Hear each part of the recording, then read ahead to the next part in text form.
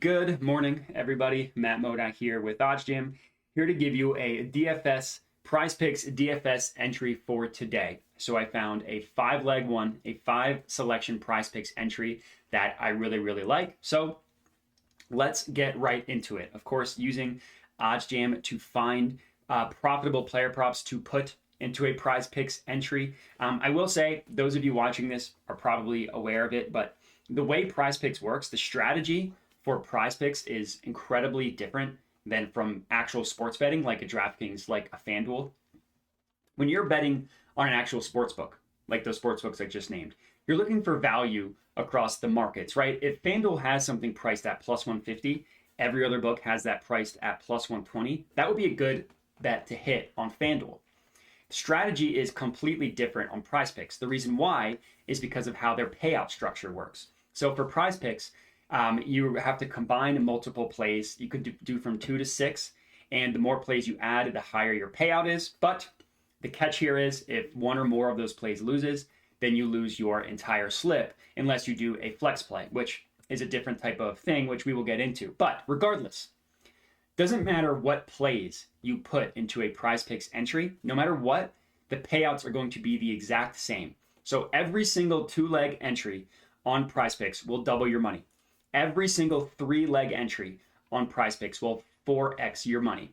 Every single 4-leg one will 9x, and then the 5 and 6-leg ones are a little bit different because of the flex option. So instead of looking for value across the markets, when it comes to PrizePicks, and the same strategy is for Underdog as well, you're just looking for player props that are likely to hit. And I know that sounds obvious, but if a sportsbook deems a play likely to hit, they're going to charge more for it. Take, for example, the first leg of our DFS entry, Jalen Brunson under 25.5 points. DraftKings prices this at minus 145. That means you have to risk $145 to profit 100.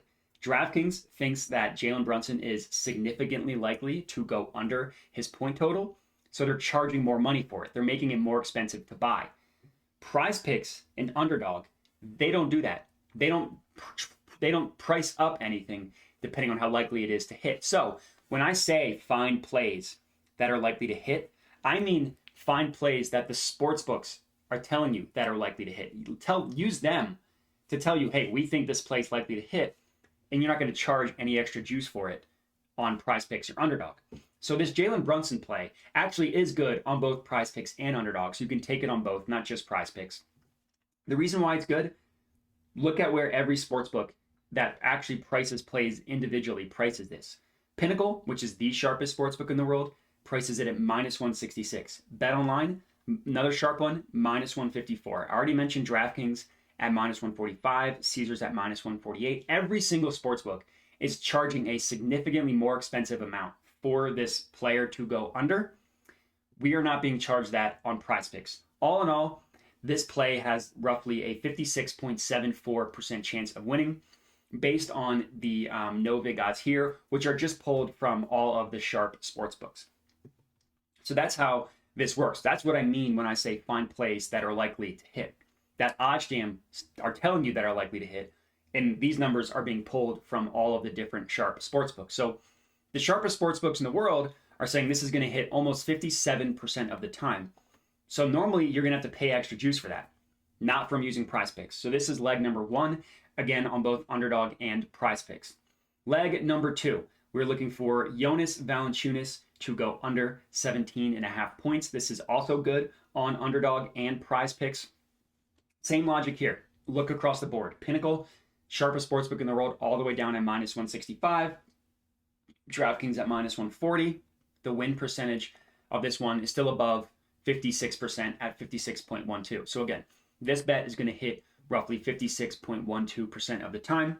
We are not being charged any extra juice on it. Play number 2, Jonas Valanciunas under 17.5 points. Play number 3, and this one is only going to be good on PrizePicks. Al Horford over 6.5 rebounds. So all of the sharp sportsbooks deem this roughly a 54.43% chance of winning. So a little bit below that 56% mark, but still a really good play. Al Horford over 6.5 rebounds.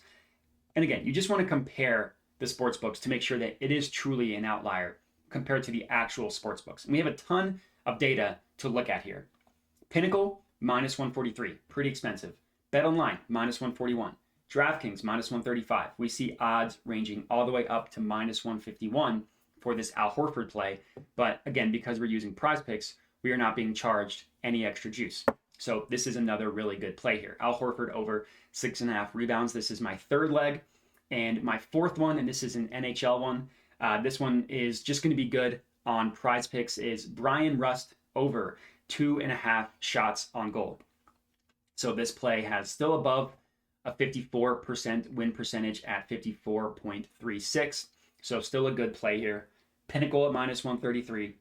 BetOnline at minus 130. DraftKings at minus 135. So I've used the OddsJam positive EV page to find 4 legs for a PrizePicks entry. 2 of them can also be played on Underdog as well. Here are the 4, but that's not the last of the plays. The OddsJam screen is also a really good tool to use for finding plays for PrizePicks as well. So the way the OddsJam screen works, if you pick a market, in this case we're looking at player receiving yards, so we're going to lock in an NFL one here, and it pulls up where every sportsbook is pricing odds for this prop. So the cool thing about using the OddsJam screen is you can highlight a sportsbook. So I've highlighted PrizePicks red. I just set color at red, and now I can compare the PrizePicks number compared to every other book. So we're still looking for some sort of discrepancy. In this case, we're looking for a discrepancy in the yardage total themselves. And I can show you a perfect example of what I mean is Mike Evans to go over 60.5 receiving yards. So PrizePicks prices it at 60. Look at every other sports book. Every single other book, the closest one is 4 yards higher at 64.5. You want to look at Pinnacle, 65.5. DraftKings, 65.5, and favors it going over. We see it all the way up to 68.5, and we are getting it, again, to go over 60.5. So this is my 5th and final leg for this PrizePicks entry. 5 and 6 pick flex options are the most profitable to play on PrizePicks, so that's why I chose a 5-leg one. And this is the exact type of scenario you're looking for when using the OddsJam screen. A minimum 4-yard difference from every other sportsbook in where they price Mike Evans receiving yardage prop at. So if you just think about that logically, every single sportsbook is telling you that he's likely to go over at least 60.5 receiving yards. DraftKings thinks it's likely he even goes over 65.5 receiving yards. So we're getting a really good price here. So this is going to be my 5th and final leg, and that's going to be it. So if you're locking in this 5-leg entry on PrizePicks or the 2-leg one we found on Underdog, comment and let me know. But that's all I got for you guys. So I appreciate everybody watching, and have a good one.